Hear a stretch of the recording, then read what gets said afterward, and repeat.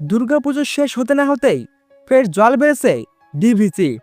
অভিযোগ, রাজ্যের সঙ্গে কোনো রকম আলোচনা না করেই এই বড় সিদ্ধান্ত। এর জেরে বিস্তীর্ণ অঞ্চল জলমগ্ন।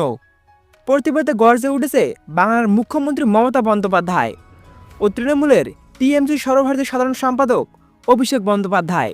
অভিষেকের কটাক্ষ, বাংলাকে ডুবানোই বিজেপির লক্ষ্য।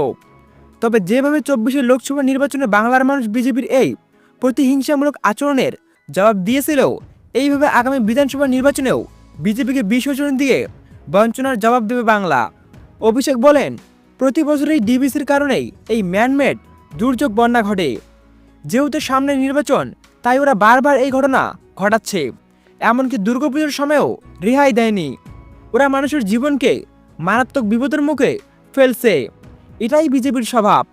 তৃণমূলের সর্বভারতীয় সাধারণ সম্পাদক অভিষেকের অভিযোগ, রাজ্য সরকাররা কিছু না জানিয়েই ওরা এই ম্যানমেড বন্যা পরিস্থিতি সৃষ্টি করছে।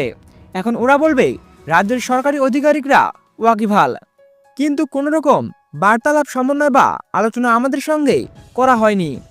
বিজেপিকে তীব্র আক্রমণ করে অভিষেক বলেন, ওদের লক্ষ্য একটাই, বাংলাকে বঞ্চিত করা, বাংলাকে ডুবিয়ে দেওয়া। কারণ বাংলা ওদের ভোট বক্স সঙ্গ দেয়নি।